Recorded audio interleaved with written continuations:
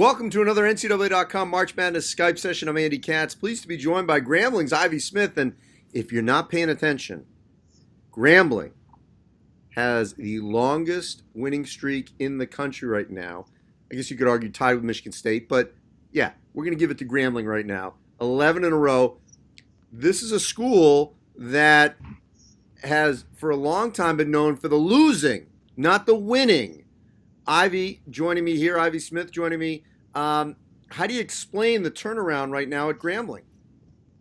Well, from last year to this year has been a big turning point. Last year, we our non-conference games, we were told just to, we're not told, but we know we just wanted to play and get through the games, get the money and go. But this year, we coach told us that just to believe, and that during non-conference we actually started to win some games, and so that's never been done before. And as the games went on, as non-conference finished and into conference play, he just kept telling us to believe. And now we're on an 11-game winning streak, and we hope to be on 12. Well, it's really been a phenomenal turnaround, and this is a program that, due to APR, cannot compete in the NCAA tournament. So, with knowing that you couldn't have that carrot at the end, what's been that motivation to turning this around? I mean, it doesn't matter regardless if we can go to the tournament or not. We still want to keep winning games. Just to know that nobody can beat us in our conference, to know that we can still be champions. We just want us to keep going and just finish out the season, however long it takes. So you're from the Northwest, from Seattle. Why Grambling? Well, I went to prep school in North Carolina, and it was the only choice I had. And now that I realize where I am, I'm so blessed to be here. You know, you've been able to produce at a high level. You've scored over 20 multiple times. What do you attribute to your ability to produce at such a high level? Well, I don't really look to score as much because I'm more of a point guard, but my coach just said, make plays for others before you make plays for yourself. And just this season, I've just been making plays, and it just came to me. And so it's something new that I've never really done before, but I'm just happy to just make plays for my other team, make plays for myself, and to get us to a 12-game, or to go on and try to get a 12-game winning streak. And look, this is not just a school that's doing well in the SWAC. You guys took down Georgia Tech. Yes, sir. And I know they're having a rebuilding season, but that's still a SWAC school beating an ACC school. What did that win tell you? It just tells us that it doesn't matter what its name says on the other team's jersey. We can still play with any other team in the country. It's first-year coach for Dante Jackson. I mean, how has he handled this group? Because it's your first time playing for him, as he's taken over a program that couldn't go in the postseason, that had this history of losing, and yet he's got guys that have bought in pretty quickly. Yeah, I mean, this year has just been crazy. We have so many new people coming to into our team. We have new coaching staff. I mean, it just came quick with us. I mean, from the first non-3 conference games that we had, it was just tough trying to get our chemistry together.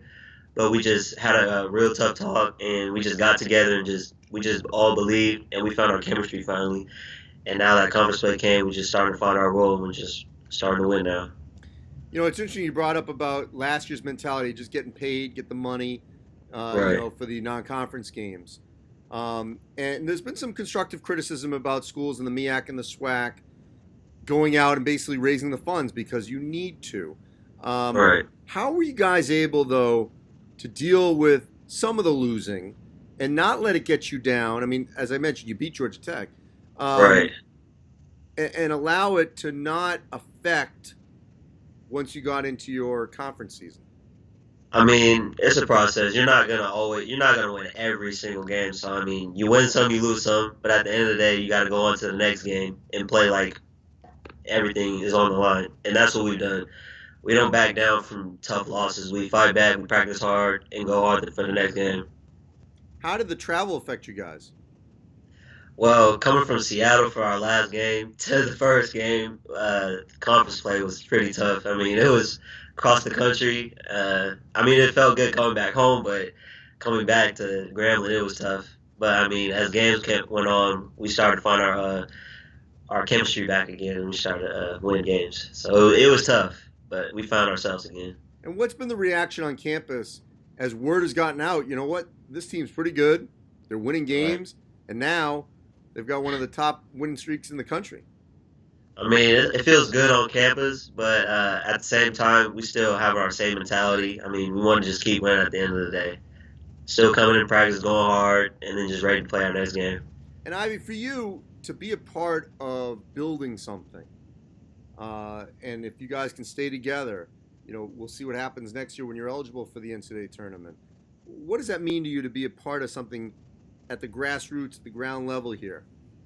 I mean, it's nothing but a blessing, seriously, because from what I've seen in these last years at Grambling to what it is now, I couldn't ask to be in a better situation than this. It's nothing but blessings. That's all I can really tell you. Well, you say what you saw. What you see? How did the losing? I didn't see a lot of wins. I didn't see a lot of people in this campus. I didn't see a lot of people in the crowd. And then to see it now, all the people that are supporting us, I mean, it's just nothing but blessings. Yeah, I mean, because I was curious how you would actually see and feel the losing. Yeah, it wasn't. It's not something I'm used to doing, so I just had to learn, take my time, wait till my time came, and then just let everything come to itself. And now that it's coming, finally, I mean, it's just nothing but blessings.